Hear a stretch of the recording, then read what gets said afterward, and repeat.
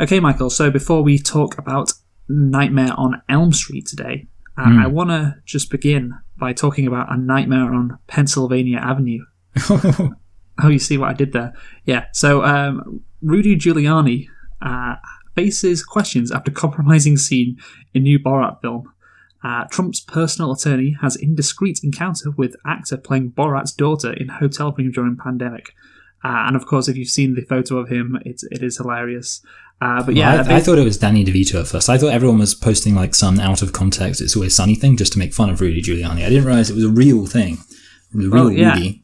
It is, apparently it is. And this has made me excited about the new Borat movie. I wasn't that hyped about it. I don't know if I should have been or not, but I just wasn't. And now looking at this, I can't help but be excited. I mean, Rudy Giuliani nearly pulls his penis out on an actress who he thought apparently was 15 years old, because Borat runs in the room and says, she's 15, she's too old for you. And apparently word of the incident first emerged on the 7th of July when Giuliani called the New York police to report the intrusion of an unusually dressed man. So apparently Sacha Baron Cohen came in with a pink bikini, and Giuliani commented, "It wasn't what I would call distractingly attractive." So wow, it sounds like he swagged it out. Yeah, no, he's come out with this with his reputation fully intact, no doubt about it.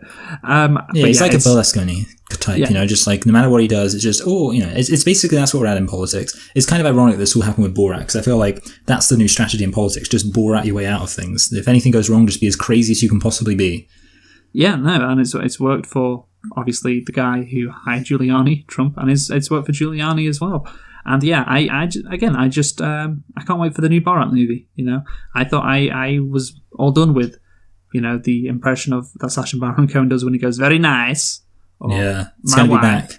Yeah, but I'm back in, baby. I'm all the way back in. Yes, it's going to be fun.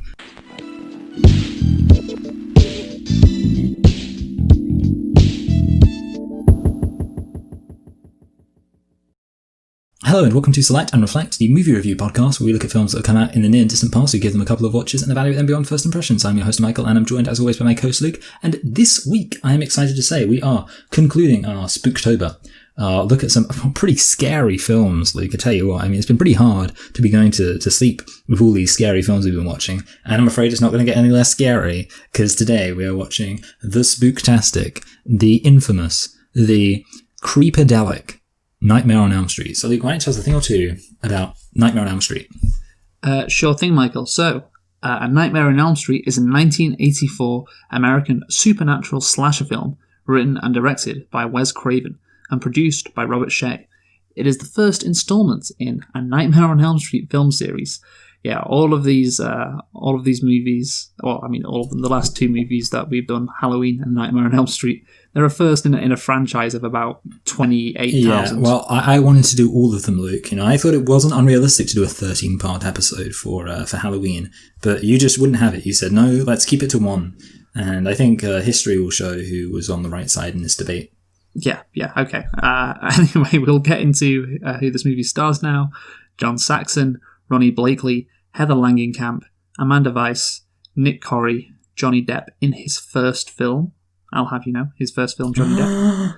And Robert Englund, who of course plays Freddy Krueger. The film was released on November 9th, 1984, which is a very curious release date because it's of course 9 days after Halloween. So I don't know why they couldn't have just done it a month earlier. That's so stupid. Maybe that was a mini coronavirus. Do we know for certain there wasn't? There was an AIDS crisis, but from what I know at the time, I don't think Americans really cared about that. No, that was back in the day when it didn't, a little pandemic didn't stop you from being able to see your spooky movies in the cinema. So they were without excuse. Yeah, a good point. Yeah, they were tough back then. I'd love to see that meme actually of like some American boomer who supports Trump. It's like, fucking younger generations today can't deal with the coronavirus. Well, we dealt with AIDS back in the day. Wouldn't that be hilarious? That is, given the context. Yeah. Yes. Anyway, Michael, can you tell me the budget for A Nightmare on Elm Street? What was it? Yeah, it was $2 million. Well, that's a very good guess. 1.8. Hey. Round it up, and I'll give it to you. Congratulations. Now, can you nail the box office for A Nightmare on Elm Street? I remember last time we were looking at $60 million for Halloween. I don't think this was as successful because I just think I don't think this is quite as iconic as Halloween, so I'm going to guess maybe 48 million. Okay, not the worst guess in the world. It's 57. Okay, I'm happy with that. Yeah, I mean, it's okay. But yeah, 57, of course, it's the best that could possibly have been done. Yeah, a massive success, and was met also with rave critical reviews, and is considered to be one of the greatest horror films ever made, spawning a franchise of 6 sequels, a television series, a crossover with Friday the 13th. Is that Freddy meets Jason? Yeah. Yeah, or Freddy versus Jason, sorry. Much different thing. Yeah, that was the... then after that, 1 year later, was Alien versus Predator. Yes. So, yeah, there was a bit of a trend there in the early 2000s in Hollywood. Get these two competing things from action movies or horror movies, two different franchises. Yeah, it was basically just like the proto version of the cinematic universes, where they didn't quite have the whole cinematic universe thing. They were just like, just get 2 guys. That's basically, and then Batman v Superman was completely behind the times. They hadn't worked out that things had moved on from Freddy vs. Jason. Yeah, good point. That's actually quite good. Well done, Michael. That's a good point. Good point. So a remake of the same name was released in 2010, but we're not doing that one. Of course, we're doing the 1984 one. And of course, well, we'll just mention it off the top. We did Halloween last week, and the film is credited with using many of the tropes found in low-budget horror movies in the 70s and 80s, which originated with John Carpenter's Halloween, which we talked about last week. This movie Halloween influenced a lot of movies in the preceding decade, a lot of horror tropes and cliches, and of course that you can definitely see in A Nightmare on Elm Street. Okay, Michael, so all of that out the way with the background of A Nightmare on Elm Street, can you tell me whether you liked this movie? I did. I thought this film was fun, and I think this film felt like probably the closest we've had of all the films we've looked at to one where I could really see myself kind of enjoying it in the way that I usually like to enjoy horror films. So that's quite a positive appraisal from me. What about you? I don't know, man. I don't know. I think it's some parts of it I like, some parts of it I don't. Yeah, you know what, Luke? I genuinely had a thought that you would be... I think that was part of me. I was thinking like that there would be almost a reverse situation where I was a bit down on Halloween, and for some reason, as I was watching this, I thought, I just feel like Luke's going to be down on this, and I don't know why, but I'll be interested to hear why. Well, I mean, we'll get into it, but can you give me any reason, or you just don't know? No, I really don't know. I guess, actually, I think I know what it's going to be, because we'll probably talk about this. Freddy is a much more goofy villain than we've had so far. Is that good? Yeah, you got it in one. Okay, yeah, I think I do agree. You can't deny it. We'll talk about that in a minute when we get on to whether or not it's scary, but before then, why don't you tell me if you've got any nitpicks? And of course, nitpicks, I know that we've done this loads of times before, but I'm just going to say anyway, nitpicks are what don't affect our actual opinion of the film really, but just little things that we had some small issues with. So how many have you got? I've got 3. I've got 3 too. Oh, you know what that means, Luke? And this time I have a coin ready to flip. So you're going to guess, well, actually it's a bottle cap. Are you going to guess screw side up or screw side down? Screw side up, we'll go. Yeah, screw side up. I think that was possibly more likely to happen anyway, but well done, Luke, you did it. Do you want to go first or second? Yeah, I'll go first. So, my first nitpick. Okay, so I read on Wikipedia before the start, the plot concerns 4 teenagers living on a fictitious street or town in Springwood, Ohio. That's what I read before I watched the movie. I just want to know the background to the movie before I watched it for the first time. And so I watch it, and I'm like, wait a minute. Is this meant to be Ohio? Seriously, Ohio? And I went back and checked on Wikipedia and said, yep, Springfield, Ohio. I mean, it's so obviously someplace in California. It can just be a small town north of LA. It can still be like small town America. All this kind of thing doesn't happen around here. Kind of deal. Yeah. White suburban, family, middle class stuff that, of course, was in Halloween. And it could be in California. It doesn't need to be in the Midwest. You don't need to make it so like Halloween that the location is very similar. Even though, of course, the filming locations look like Southern California, unsurprisingly. It was filmed there. I mean, okay, this is actually my second nitpick is also on that. I got really mad when I saw that scene where Johnny Depp and Heather Langenkamp, that's it. Okay. Heather Langenkamp. So yeah, they're walking across this bridge, and it's like it's like a bridge out of GTA 5, like Los Santos. Oh yeah. I kind of thought that. Yeah, and obviously that's based off Los Angeles, and I'm like, okay, So they're in Los Angeles, Ohio. You telling me this is a small town in Ohio that looks like this? Get the fuck out of here, man. So I don't know why they had to say it was Ohio. It was ridiculous. There's a fucking palm tree in the background. Yeah, I was thinking that. Like, because to be honest, I mean, obviously I didn't have this in the back of my mind because I didn't know it was supposed to be set in Ohio, but as somebody who didn't have this in the back of my mind, I can confirm that even what I can remember of it did not make me think it was in Ohio. Because I can remember, I think I remember the scene where the guy who's accused of the murder drags her into like some bushes. And I remember that was kind of like some weird subtropical bushes. Anyway, what's your next nitpick? I was just going to say there's this precedent for a horror movie being set in California, obviously Psycho. You know, so you want to, I guess you want to be inspired by Halloween. You want to make it close to Halloween in some aspects, but you know, there's also Psychos over there. Take some inspiration from that too. No issues. I think, okay, they could have gone East Coast, because I just realized then we would have literally been going on a transatlantic trip across America, because we started with Psycho in California, then we had The Shining in Colorado. Oh my then god! we would have had Halloween in the Midwest, and then if this would have been set in New York, whoa, that would have been.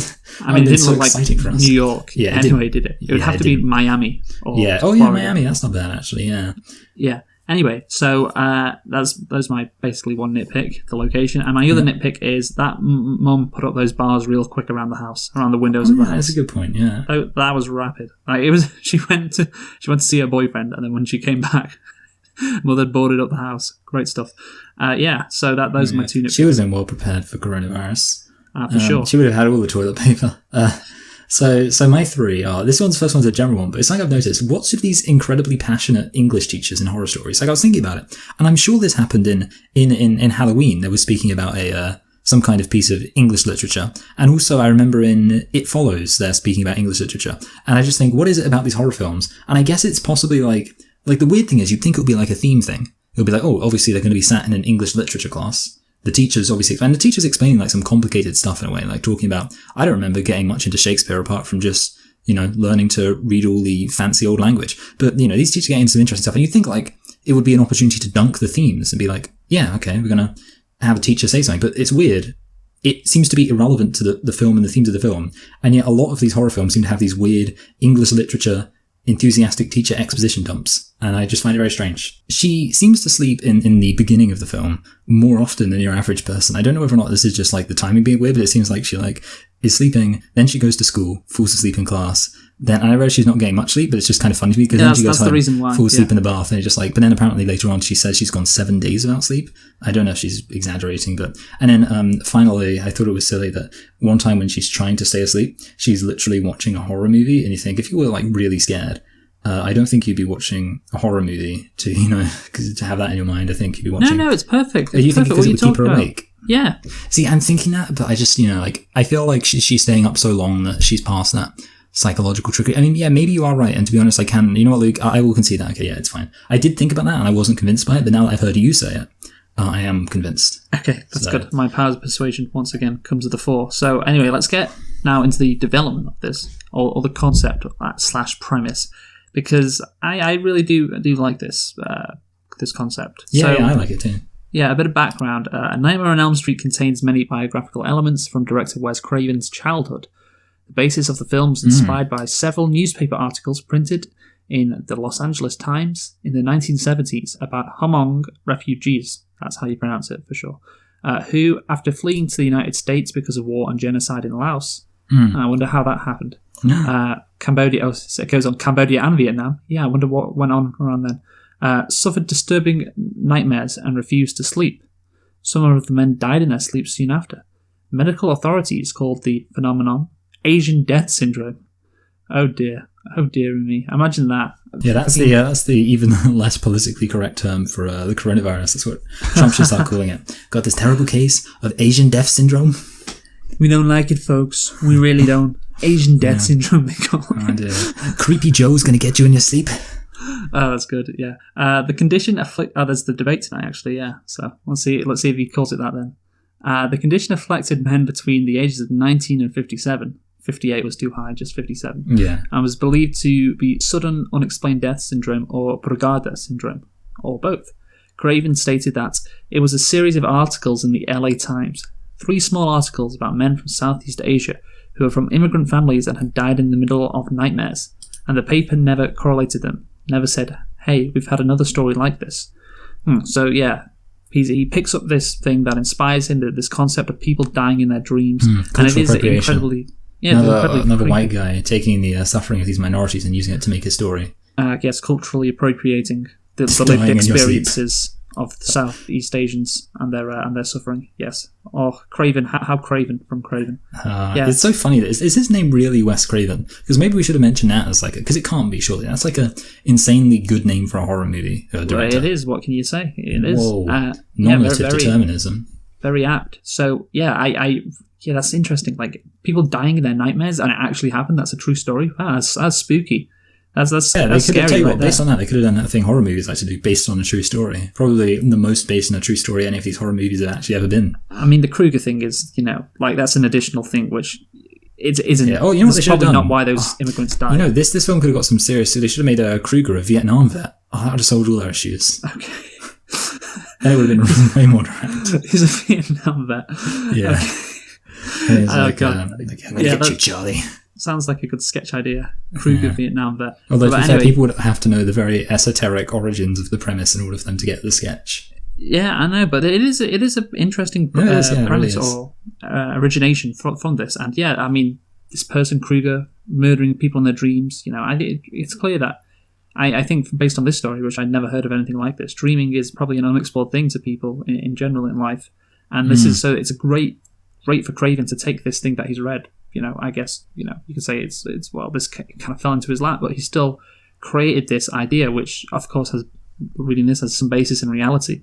So yeah, that just makes it a bit better in terms of the premise. The fact that he actually it's interesting anyway, but the fact that he actually took it from something, that's good. I do like that. Yeah, I like that too. You know what? That's great. But I think in general, the premise in the context of the film is really interesting, and I think it's kind of an exciting thing. I like it's one of those things I like a film where it establishes the premise and then it kind of introduces new things with the premise. So obviously it kind of starts off with she gets physically hurt, so you're like, okay, yeah, that's or not physically hurt, but she gets ripped, and then obviously you see somebody die for the first time. That's a new thing being introduced. And then I liked how they introduce she steals the hat from him. And it's like, at that point, okay, we've now established you can actually take things from the dream into reality. And I like how it's kind of paced out that you find out this information. And then obviously at that point you get because I'll say this, because I haven't mentioned it yet, Simpsons, in the Simpsons episode based on this, or the Simpsons Halloween short based on this, they defeat Willy by going into the dream and facing him in the dream. Whereas, of course, in this version, she grabs Freddy and takes him into the real world and defeats him there, which is a different direction. But again, that's kind of, they build up the premise and introduce more things slowly. And I do like kind of how they dole it out and pace it well. So you kind of are like, oh, okay, so you can do that too. I like that. Yeah, no, it's a very neat concept. I do like it. Yeah. And no wonder it was such a success. Taking this, it's quite a simple concept, but something that was probably original, and it's probably why it was so successful. So now let's just get into the plot of the movie. You mentioned it a bit there, but let's just give some background. Yeah. The plot concerns 4 teenagers living on one street in the fictitious town of Springwood, Ohio, who are invaded and killed in their dreams, and thus killed in reality by a burnt killer with a bladed leather glove. And of course, that is Freddy Krueger. So, of course, in case you didn't know. So, of course, I like I said, I do like the concept, but again, this is gonna be my first criticism, I guess. Okay. The way it's executed. It just the killings just start so early, man. I mean, we already get Freddy revealed so early on, and he kills somebody very quickly. It's in the first 15 minutes of the movie. A main character, as main as you could be when you die within the first 15 minutes of the movie, gets killed. I just think it would be so much better if she was not the first to die. Someone else on Elm Street died. Maybe another girl who they didn't know, who was killed alone, and the story starts right after that with them, all the kids talking about it. And then after that, that night, one of them has a bad dream with Freddy Krueger in, and then of course they go over to one of the houses like they do in the movie. But yeah, I just think it's just a weird it's just weird how quickly they get into it. We talked about it with The Shining, I remember, a couple of weeks ago, about how you said the movie blows its loads so much, or something like that. And yeah, I do think that's the case. It would be great if another person died before then, and then there is more ambiguity concerning whether the police suspect her boyfriend or not. Of course, he was in the bed with Tina when she died, and and I think we missed out on a couple of people dying on on Elm Street, and the news reporter going, "What's going on Elm Street?" Something like that. We missed out on that as well. But overall, I just think we get into this far too quickly. What do you think? Yeah, it's funny. I kind of agree. I was actually going to. I agree with it sort of and half. Don't agree with it. I was actually about to say, but I didn't want to kind of rush ahead, blowing my load early, as it were. When I mentioned kind of going through the doling out of the premise, and I was going to say, with reference to the fact that the first thing you find out is that they can get physically hurt, they could have paced it out a tiny bit more, where the first time she has the dream, then she finds out that other people have dreamt of the same person, and that's scary. And then the second time, and obviously this isn't the main character, but the first character to die has the dream, then we establish she can get physically hurt, and kind of that aspect. And that's what I was going to mention that kind of already, of an example of how they could have paced it out slightly to get a better situation going on. The thing is, I will say, it's not... I think the one thing I will say is it's not so much that they blow their load too early. It's more like they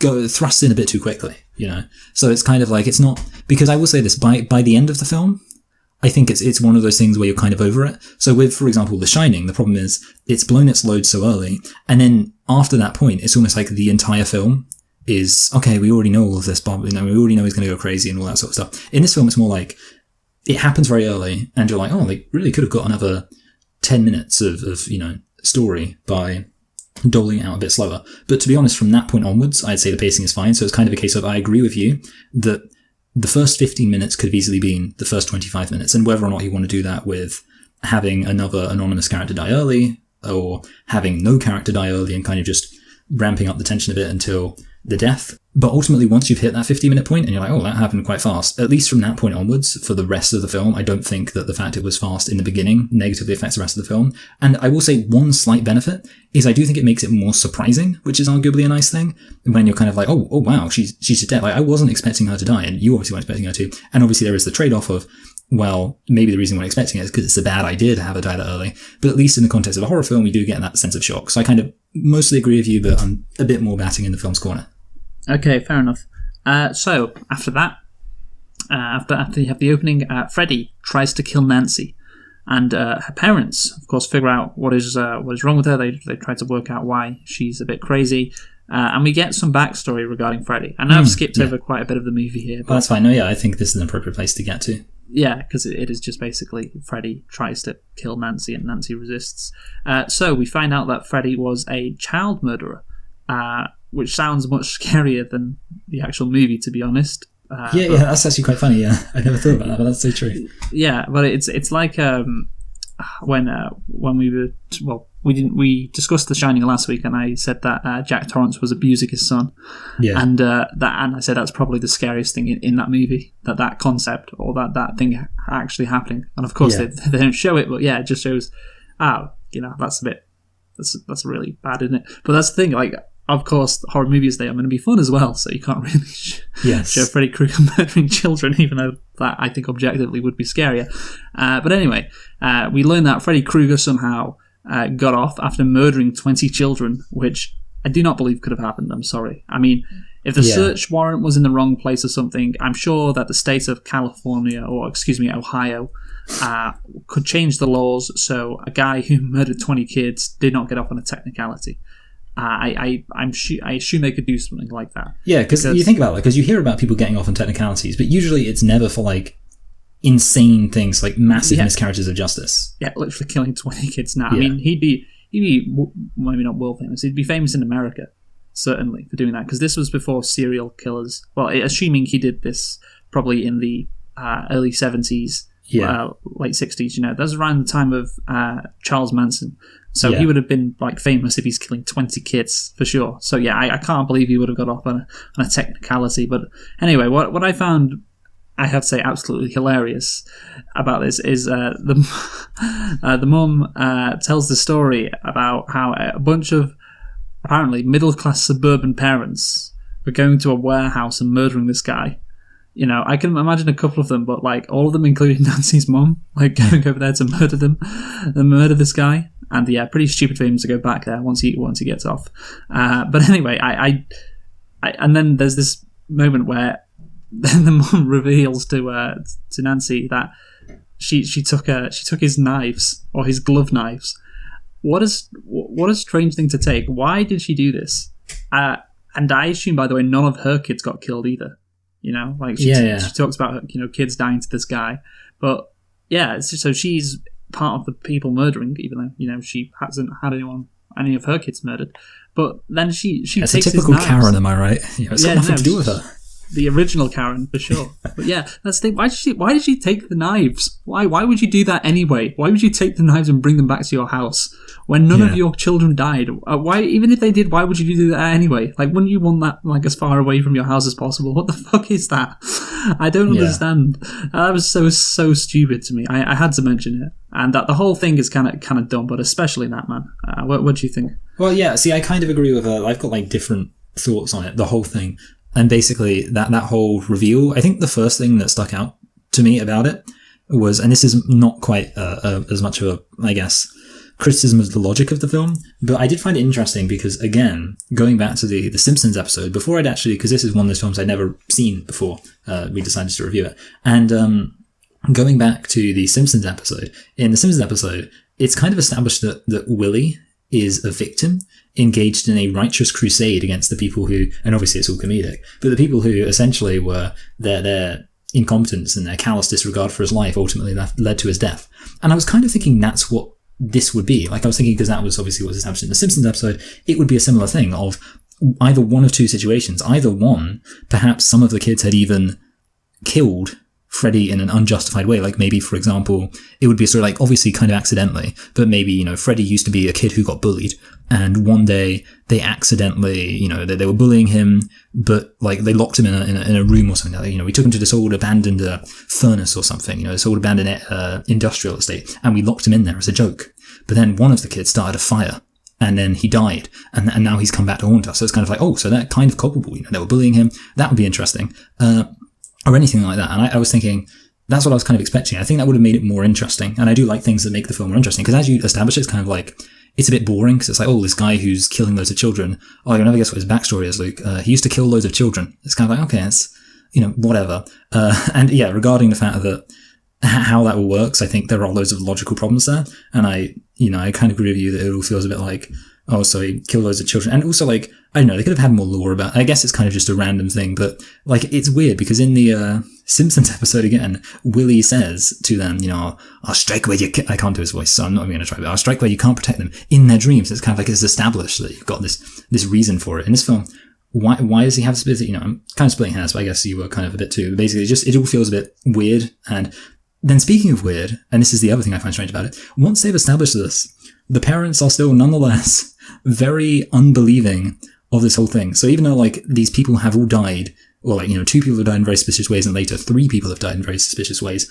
and she knows that was his child murderer, and she just seems to be like, yeah, but it's still in your head, probably. And it's like, well, how can you possibly think it's in her head when, you know, these people have died? It's not like, you know, she's just had some scary dreams. Lots of weird stuff has happened. So I found a lot of it kind of strange around that attribute, and part of that is weird, illogical things, like you've already kind of pointed out. And then part of that is that I was a bit disappointed with Freddy Krueger's backstory, where I think they really could have added something a bit more interesting there.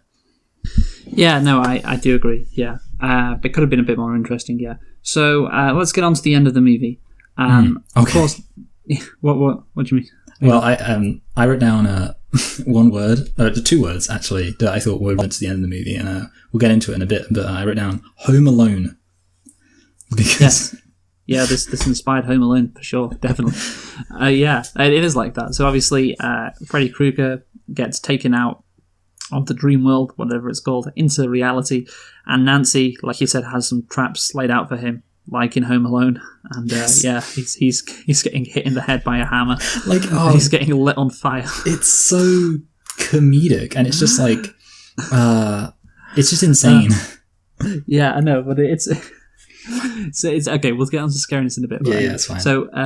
So this, of course, what happens at the end of the movie is that Freddy Krueger kills her mum. Yeah, I don't know. Which I also found a bit strange, because like I felt like at that point it would have made more sense if they'd established like that the mum was the ringleader or something, because it kind of feels like, and it makes another weird question, which is, why is he killing their kids when he could just kill? It's like a little bit strange. But like, why would he? Yeah, why would she be the ringleader when none of her kids died? Yeah, I know that's the weird thing. But it would be like, and also the other question is, I feel like you'd think there'd be some logic to why he's killing the kids at the point he's killing them, but maybe it's kind of just luck of the draw when they happen to get woken up. But you kind of feel like some of the time he really doesn't struggle to kill people quite easily. So you're like, well, is he intentionally doing it in order to create some kind of dramatic effect? That would have been nice, like Final Destination. Okay, so I'm going to take this from Wikipedia after her dad walks out of the room, after Nancy's dad walks out. So, Krueger rises from the bed behind Nancy.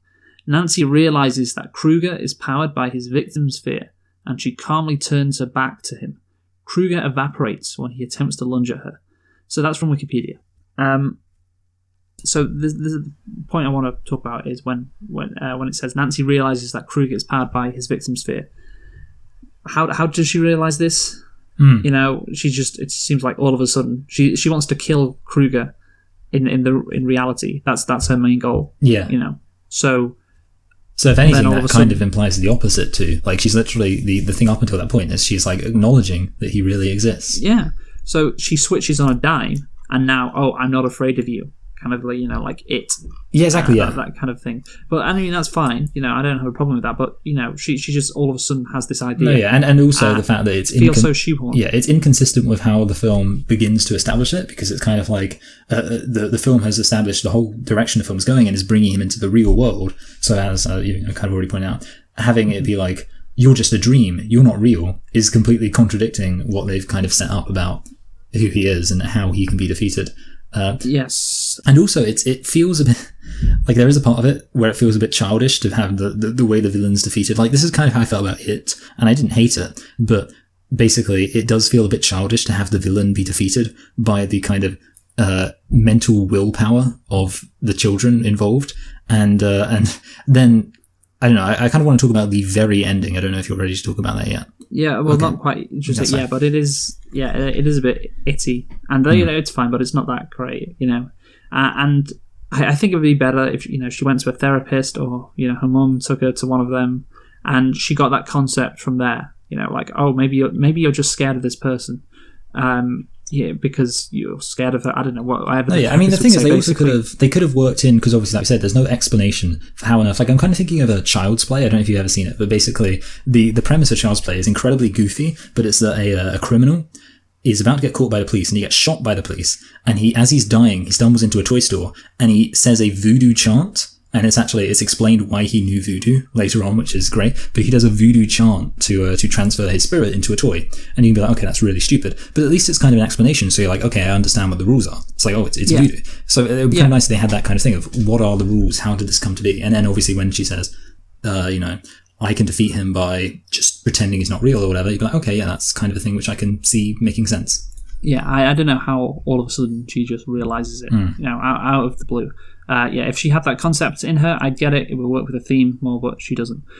So you want to talk about the very ending? Yeah, so basically I've already said it's kind of a bit childish to have this idea of like, you defeat the villain with your, willpower and a can-do attitude. And then obviously, at first, I was a bit concerned because I genuinely thought that all the stakes were going to have been undone, because obviously the ending starts off with every single person, she says, I wish you weren't real anymore, and I wish everything would go back to the way it was. Kind of feels like, I don't know, not the Lion, which kind of feels a bit like the Wizard of Oz, just like, I wish everything was back how it was. But obviously, I was a bit disappointed by that, but I will say I was pleasantly surprised when, in fact, you get the real twist ending, which is that, I mean, it was a bit weird because, okay, so one, she gets into the car with her friends, and then the car kind of captures her, and it's kind of, the car's like dressed up like Freddy Krueger, which is hilarious. And then I was thinking it would be obvious that the mum would turn into Freddy Krueger, and you'd be like, oh, it was Freddy Krueger in disguise. For some reason, the mum just gets killed by Freddy Krueger instead, which just seems like an unnecessary addition, you think. But yeah, the implication, I guess, is that Inception style, she's still dreaming and he's still in control, which I thought was a nice ending, and I'll give kind of props to the ending for one, not being incredibly lame and just having it be like, everything's gone back to exactly how it was and there were no consequences from that. I appreciate that. And then also, of course, the fact that it was a pretty good way to just have the film end on a dark note, which I did appreciate for a horror film. Yeah, it's probably better to end on like a dark note as well. So let's get into the villain. Yes. Freddy Krueger. The Krugmeister. So, yeah, a bit of background on him. He is drawn from Craven's early life. One night, young Craven saw an elderly man walking outside the window of his home. The man stopped to glance at a startled Craven and walked off. This served as the inspiration for Krueger. Initially, Krueger was intended to be a child molester. What is it, these people in child molestation? Tell you what, Hollywood, they've always been at it. Well, yeah, I noticed, by the way, that the Tina was apparently 15 years old. Oh, yeah. She was meant to be, I thought, she's 17 or 18, but no, she was 15 apparently, so yeah, there you go. Typical. Anyway, so yeah, it's Hollywood, man, especially around that time. So Krueger was intended to be a child molester, but Craven eventually characterized him as a child murderer to avoid being accused of exploiting a spate of highly publicized child molestation cases that occurred in California around the time of production. I mean, that's kind of an evergreen thing, isn't it? Yeah. Just, there's always child molestation around that part of California. I wonder why. Anyway, on Freddy's nature, Craven states that, in a sense, Freddy stands for the worst of parenthood and adulthood, the dirty old man, the nasty father, and the adult who wants children to die rather than help them prosper. He's the boogeyman and the worst fear of children, the adult that's out to get them. So that's every boomer who doesn't care about climate change, right? Yeah, exactly, yeah. That's what he is. Yeah, he's a very primal figure, sort of like Kronos devouring his children, that evil, twisted, perverted father figure that wants to destroy and is able to get them at their most vulnerable moments, which is when they're asleep. So that's the background on him. Craven chose to make Krueger's sweater red and green after reading an article in the 1982 Scientific American that said those two colours were the most clashing colours to the human retina. Craven strove to make Krueger different from other horror film villains of the era. A lot of killers were wearing masks. Leatherface, Michael Myers, Jason, he recalled in 2014, I wanted my villain to have a mask but be able to talk and taunt and threaten. So I thought of him being burned and scarred. He also felt the killer should use something other than a knife because it was too common. So I thought, how about a glove with a steak knife? I gave the idea to our special effects guy, Jim Doyle. Ultimately, 2 models of the glove were built, the hero glove that was used only whenever anything needed to be cut, and the stunt glove that was less likely to cause injury. At the time, Craven had considered a sickle to be the weapon of choice for the killer, but around the 3rd or 4th draft of the script, the iconic glove had become his final choice. So there you go, just a bit of background on how he created Krueger, what he actually looked like, and also his psychology, I guess, behind him. So yeah, what do you think, Michael, of Freddy Krueger? I will say props where it's due. I think he is very interesting, and I think obviously the look is kind of. Well, that's the thing. See, the look is iconic, I think. It's obviously the issue is that having a mask, I do think, literally does make somebody more iconic. Like, I'd argue that Jason is probably the most iconic, who we haven't actually looked at. But I think that kind of image, the silhouette, is much more there of the, guy doing the weird things with his fingers and all that stuff. In terms of I think the one issue is, and I guess it's a case of, if you want really scary, the problem is there's limitations to the effects of the 1980s, and one of the reasons why Michael Myers or Jason works better, or even Scream, which is also a Wes Craven film, works better, is because it's just a mask, and therefore it doesn't have to be that scary, because the scary thing is what you can't see. And I know we didn't mention this with Halloween, but the scary thing about Michael Myers really is most of all what you can't see. You can't see his face, he's expressionless. Obviously in this film, you can see Freddy Krueger, and you give props where it's due. You say, okay, yeah, it looks kind of scary and it's an interesting idea, but at the same time, there's the fact that you're like, well, it also looks very fake. So it's kind of, swings and roundabouts, I guess. But yeah, that's my main thoughts. Yeah, I think the look is quite iconic. I will say that it's very original, very unique, and it works, I think. It certainly makes him stand out, which of course is what Craven was going for. I sent you a message on Facebook, by the way, of an image of Freddy Krueger. So have you seen that image before? No, I haven't, but it's it is pretty funny. Well, yeah, he's crouching and smoking, and I saw this go viral on Twitter 6 days ago. 420,000 likes this racked up. Someone captioned it, been chasing people in their dreams so long, I forgot to chase my own. Yeah, just looking off in the distance, smoking, crouched down with his hat off. Yeah. But yeah, that's the thing. He's 425,000 likes. He's famous. People instantly recognize him. So give credit to Craven for doing that. And as for his psychology, I guess, he's just like just a really shitty person who tries to scare people. The boogeyman, if there ever was a boogeyman, it's Freddy Krueger. That was referenced in Halloween, I guess. That came out 5 years or 6 years previously, the boogeyman. And the closest thing you can get, I think, in horror movies is Krueger. So well done for Craven for creating that. Yeah, just a very primal figure, like he says, who's just out to scare people. But that's the thing. What we'll get onto right now is this movie actually scary? And as we've alluded to, a lot of the movie's scariness kind of, you can talk about the music and the shot composition and the tension that can be built, but a lot of scariness, or how scary a movie is, derives from a villain, particularly in this kind of movie, which is, of course, Freddy Krueger. And I have to say, Freddy Krueger is not scary. It is, I said it's something that maybe would scare a kid on a CBBC show, back in the day, that kind of thing. It's not even Doctor Who scary, to be honest. He's like, the Doctor Who characters have scary characters than this.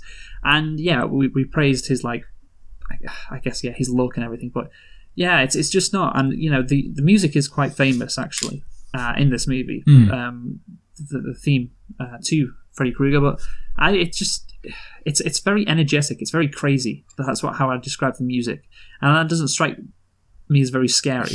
It's like, oh, look at what's going on. Look at this. Look at this. Look at this. Look at how weird it is. And there's something, I guess, quite humorous to it, and especially, like you said, when he's getting chased, or when he's chasing around Nancy at the end, and he's getting home alone.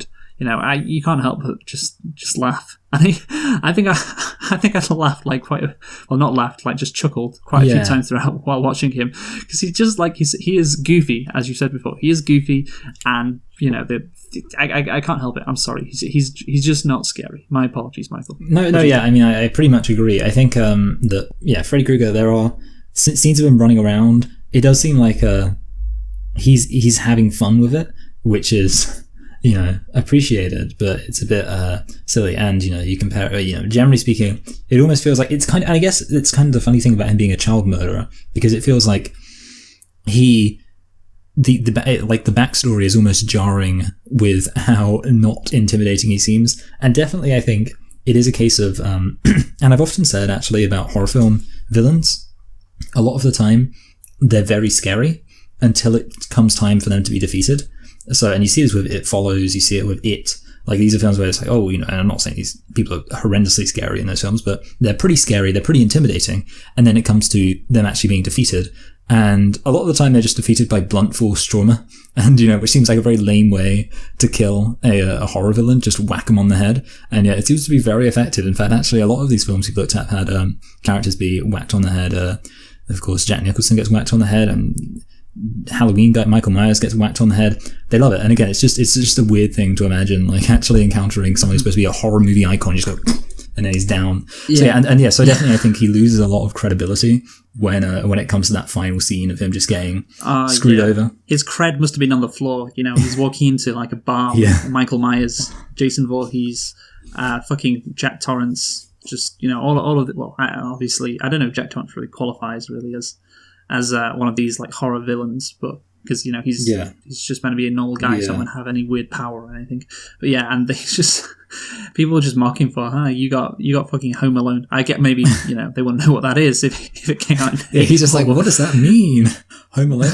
I guess maybe the guy from Scream would be the only one who really knows that reference. The guy from Scream's just walking around like, hey, Home Alone, and Freddy goes like, what does that mean? And all the other. I mean, to be fair though, he would know it later on because he does show up again. But that's the thing. Also, I will say this actually, because I have mentioned before how I like horror films where I think the main characters are competent, and I don't think there's too many moments in this film And I think this is a credit to its scariness, because I think that it means, I think that the characters in this film generally behave reasonably. I think the parents are a bit weird, but I don't have any issue with how the actual victims behave. So I think I can appreciate that. No, the girl is proactive. Yeah, exactly. And she tries to solve the problem, which is appreciated. Yeah. I will say one more thing on the scary. Well, yeah, actually, I've got one more thing to say about scariness too. So you say yours first. All right. Well, so I guess it's the concept of nightmares, because not only is Freddy Krueger this guy who's meant to be scary, it's also the fact that people have nightmares, and of course nightmares are inherently scary. So it's on top of Krueger, you've got this concept of getting scared when you're asleep. The issue is, and it goes back to what I said before, like with the CBBC thing, it's a villain for that kind of demographic who watch those shows, or basically kids. I feel like nightmares, they can only scare you when you're like 14 or under. I don't know. I mean, here's the thing. I remember having nightmares when I got like later on in life, like after I got past that age. And I don't know if this is common or not, but I woke up, because sometimes something scares you and you wake up, and I woke up thinking, what, fair play. That was quite scary. you really did a good job there, Nightmare or Brain. That was quite scary. Well done. And then I just went back to sleep. I can't imagine this thing with the villain, and he's coming to get you in your nightmares. Oh, I don't know how, if you're like over 16 years old, how you could find that scary. And that's the thing. This is a movie that I could find, I can imagine kids, being scared about. But then it doesn't really seem like it's for kids. I think it's got like an R rating. Yeah, they definitely swear. So yeah, there's swearing, there's blood, which is fine. But whatever. It's not really. Yeah, the movie clearly wasn't marketed at kids, even though that's who I think this would be most effective at. Because if you're 17, for instance, I can't imagine this movie being scary, man. I really can't. And I think that was probably the age limit. If you wanted to go and see it in a movie theatre, probably. I think that's what the R rating is, right? Yeah, something like that. That's it. Yeah, I'll check if it is an R rating, but yeah, I guess, the nightmare thing, it just doesn't scare me. No, yeah, I kind of agree with something similar, and I was pretty much going to get into that same thing, although approaching from a slightly different direction. But when I've had nightmares, a lot of the time what I find is that I've had nightmares, as an adult, and I've woken up, and especially if I wake up in the middle of the night, I will be a bit, I'll struggle to kind of get back to sleep, because obviously, I've not woken up from a pleasant dream. I've woken up from a dream where I have felt kind of uncomfortable. And so usually if I wake up in the morning from a nightmare, I'm like, fine. But if I'm trying to get back to sleep again, I'm like, but then what usually happens, and this is what I want to get to, is I'll realize that my nightmare actually didn't make much sense, and that my nightmare was kind of not really about anything in particular. Like, it would usually just be some scary idea or a scary image or something. And I was thinking that that's one of the issues I had with this film, that it's kind of like nightmares aren't really like that. You don't have you don't just have these clearly laid out scenes, and obviously it's not a nitpick, and it's not really a plot hole, but what I do think it is a missed opportunity. Especially seeing as I'm going to compare it to the Simpsons episode again. The Simpsons episodes actually employ a much more interesting usage of the idea of dreams as a location for a confrontation. Obviously, Martin gets strangled in front of some kind of weird chalkboard in the clouds. Bart goes to this weird alternative reality version of Springfield Elementary. And I think they could have taken the premise and done this really interesting thing with it if they would have leaned into the idea that dreams usually don't make much sense. That dreams are usually very strange and all over the place, and nightmares are usually strange and all over the place. And they're disorienting and things like that. And I feel like... So if the victims were psychologically tortured... Well, yeah, I feel like, definitely. And it could have even just been better, like weird random things too. Except just a guy trying to kill you. Yeah. I mean, that's kind of psychologically tortured, but in a different way. Like, it's not disconcerting. You're running away from this guy who's trying to kill you. Constant strange... Like what happened at the end of the movie, I guess, is a good example of some strange thing that's, a bit weird that's happening. Yeah. No, yeah. But that's the thing. I mean, I will say the premise is scary in the sense that it's on the... See, this is, again, it's a case of it's scary, but it's sort of undone. Because the scary aspect of it is... How do you defeat a villain who can, kill you in your dreams? Because obviously you can't get your friends to help you. You can't, get anyone to hang out with you. It's just you and this person you're up against. But of course, the issue is then when they establish the idea of bringing him into reality, and then he kind of just falls apart. You're a bit like, I don't know. So it's kind of it's a scary idea, but obviously once they introduce that solution, it's a bit like, well, then it's not that scary. Like, it's a really good. I do maintain it's a good idea to be like, when you're in your dreams, you kind of feel defenseless. And also there's the fact that, a bit like showers, dreaming is where we feel secure. We feel at ease when we're dreaming, when we're going to sleep in our comfy beds. So that idea is kind of at least slightly disconcerting, although when you look at the actual execution, yeah, it's not scary. And I agree with you that I think this is appropriate for children. Yeah, that's the thing. It's scary. It would be scary if you were a kid, but like once you get past, like I said, 16, well, I can't imagine you find it scary. Actually, one more extra thing. Pinching yourself. It's literally, okay, so they established that at one point she intentionally burns herself to wake up from the dream. And that seems to have established that if you hurt yourself, you can wake up from a dream. And from that moment onwards, No, it wasn't. It was she burns herself, so she screams, but she's still asleep, but her teacher runs across the classroom to wake her up. Oh, is that okay? You know what, Luke? Well done. Okay, I thought it was just establishing that if you hurt yourself in a dream, you woke up, but thank you. That's good. Yeah, but anyway, so I guess, overall, I think if they lean more into the lore of Kruger, that would be scary. There's tales about him around the town. The nursery rhyme at the end, the girl skipping to about Kruger. That's scary. That's just inherently scary, but I guess it doesn't really have a lot to do with the actual dreaming aspect. But anyway, let's get on to the themes now. So, Freddy, this is from Wikipedia, exclusively attacks teenagers, and his actions have been interpreted as as symbolic of the often traumatic experiences of adolescence. Nancy, like the archetypal teenager, experiences social anxiety, and her relationship with her parents becomes strained. Sexuality is presented in Freudian images and is almost exclusively displayed in a threatening and mysterious context, e.g. Tina's death visually evokes a rape, or Freddy's glove between Nancy's legs in the bath. The original script called for Kruger to be a child molester, as we stated, rather than a child killer, before being murdered. So, this is the paragraph from Wikipedia. I don't really get what it's trying to say. Like, basically, if you piece those two things together, that traumatic experiences of adolescence and, there's sexuality, there's Freudian images, that sex as a teenager is traumatic? Is that the point? I mean, evangelicals will agree with that, I guess.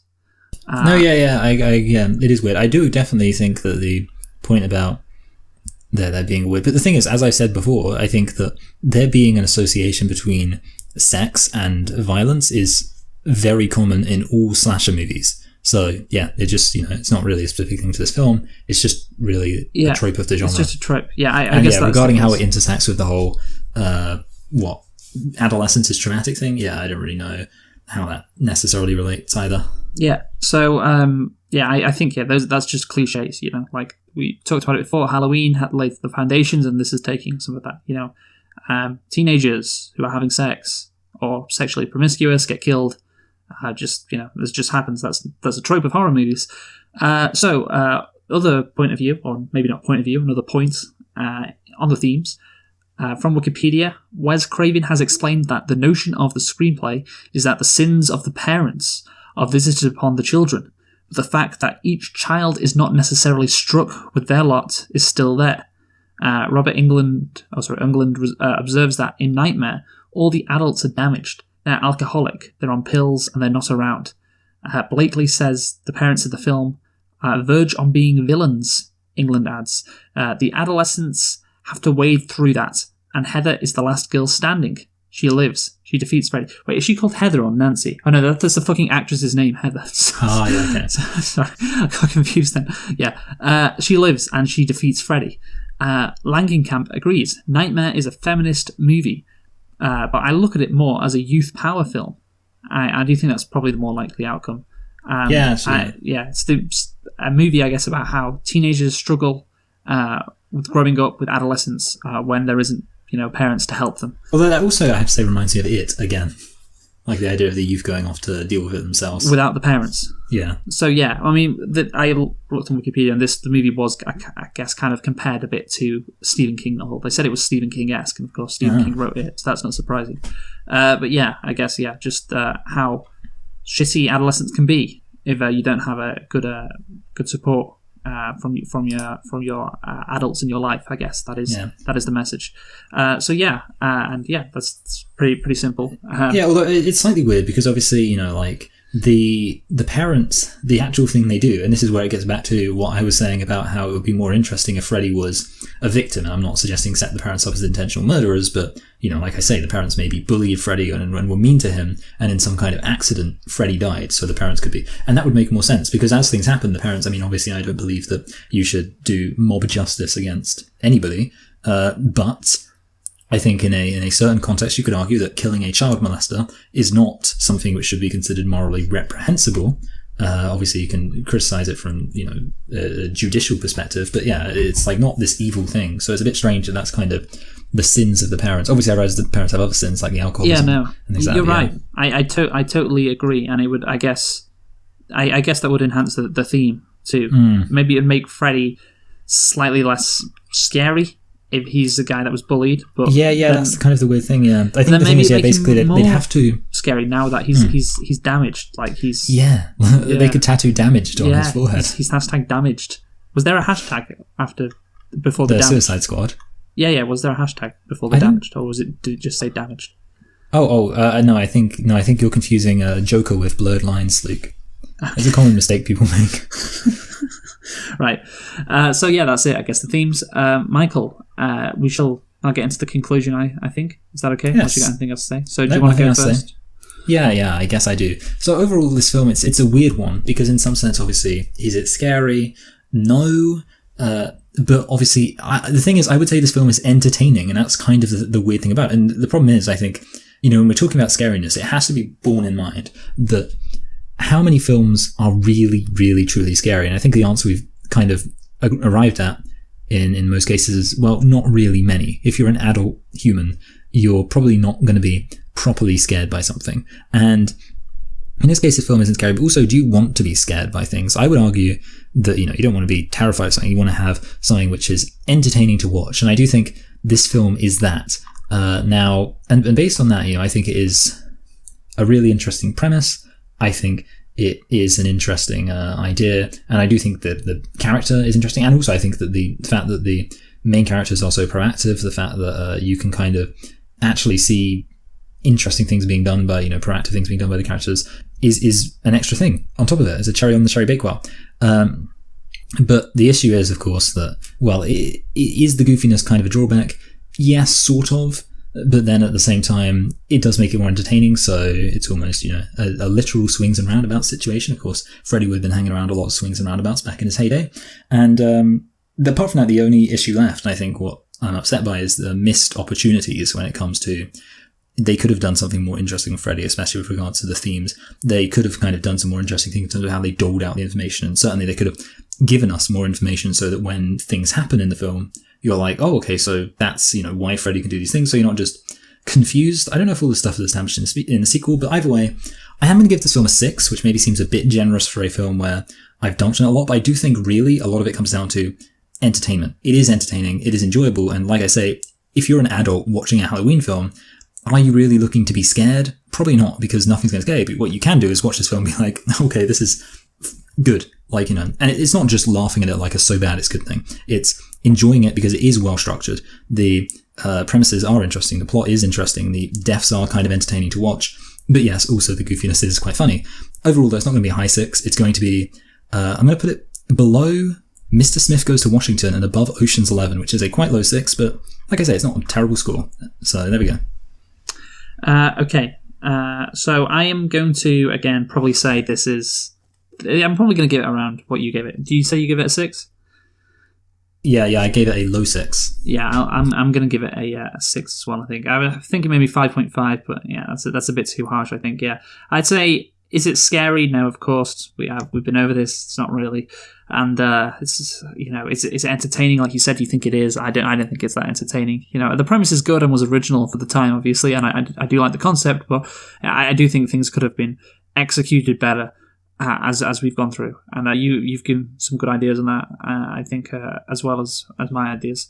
But yeah, I think. Oh really, Luke? What are your ideas? No, I know you made some ideas. I just thought I'd sound like a meanie. Okay. We'll compare it. Oh, let's compare it to a few other movies we've watched this Spooktober. So I guess with Halloween, I'd rather watch Halloween than this.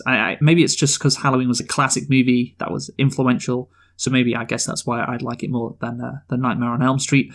But yeah, I would say, of the 4 movies we've looked at, the scariness overall, this is probably last. Maybe, I don't know, maybe Psycho, because it's the 60s. Yeah, the horror in there is quite sparing, to be honest. But I don't know, it's down at the bottom. And I'd say then Halloween, and then The Shining. I think The Shining's been the scariest, and there was a couple of jump scares which were like, oh, look, that's a good jump scare, but nothing major. And I have been thinking, because we've been in Spooktober, we've been watching these scary movies, these horror movies, and I have been thinking, because The Shining is quite different to the ones we've just watched, Halloween and Nightmare on Elm Street. And I saw this tweet on Twitter, obviously, and got me thinking. And I was like, yeah, I agree with this guy. I agree with this take he had. So I'll read the tweet out. So just to sum up on this Spooktober, the idea that horror movies have to be scary, he put that in quotes, broke people's brains and led to the overhauling of jump scares, which are mechanical, require no special talent, and quickly become tedious. Dread, menace, spookiness, the violation of taboo. This is also horror. So yeah, I think that is something that I do agree with, and it's why I'm thinking about The Shining, and that movie has kind of still stayed with me from watching it like 2 weeks ago. Like I said, the dread, the spookiness, the overall aesthetic. It's so good. But that's the thing. We said at the time there wasn't any like jump scares. It's not really scary. And I said at the time that's really not what Kubrick wanted to do. He didn't want to really scare people. He just wanted to create this extremely creepy setting. Then of course there's themes on top of that. But yeah, that's what in terms of horror movies, that is, I think, for me anyway, that is the best type of horror movies that aren't actively scary but do create that eeriness that I guess Halloween kind of emulated as well. It did. I think maybe we disagreed on that. I can't remember, but I do think Halloween got there a bit. But yeah, for me, The Shining, what it did was really, really impressive. And I think that's, again, it's not that scary, but that's overall, if you've got that I guess the dread, the tension, the overall feeling just creeping you out, that really is probably better for me anyway. What do you think?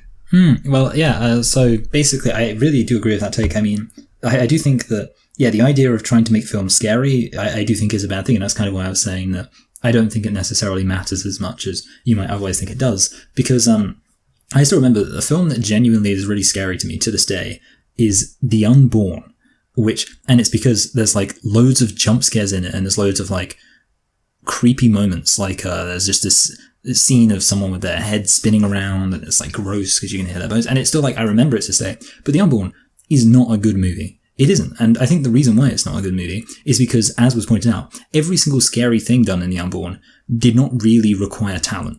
It doesn't require talent to have somebody go bleh and then turn the volume up and have a big loud musical cue. It doesn't require much. And I do think that in all the films, pretty much all the films we've looked at, there has been something else there and a creative vision. And I'll try and summarize slightly more briefly, because I think you've pretty much covered a lot of what needs to be said, particularly on The Shining, but of the films we've done so far, to kind of conclude this Spooktober. So, especially things, I think this has been our shortest episode so far. Psycho, I was actually more high on that than you were in terms of scariness, because I said that it brings a certain grossness to it, which I thought, it felt like the fact that it wasn't trying to be scary was almost made it feel a bit more real. And I'm never going to say like, oh, I was scared when watching Psycho, because I wasn't. But I did find Psycho a bit disturbing in terms of just how, gritty it was with this guy. I don't know. I think it was kind of just limited by the technology at the time. I think that's the thing. What can you do really at that time? But and as has been pointed out, Alfred Hitchcock is not a horror director, which is different too. Well, and then of course you get Kubrick, and I think you already said pretty much enough about Kubrick. I do think it is, The Shining specifically, I think it is a really interesting film, a very kind of interesting film to experience. I do think that you can't fully discount the fact that, one, it is quite long, and two, that on a plot level, it is a bit like you watch it and you're kind of just like, it's a really interesting film to think about. But I must admit that the reason why I hesitate to give it a huge amount of praise, that's half the fun.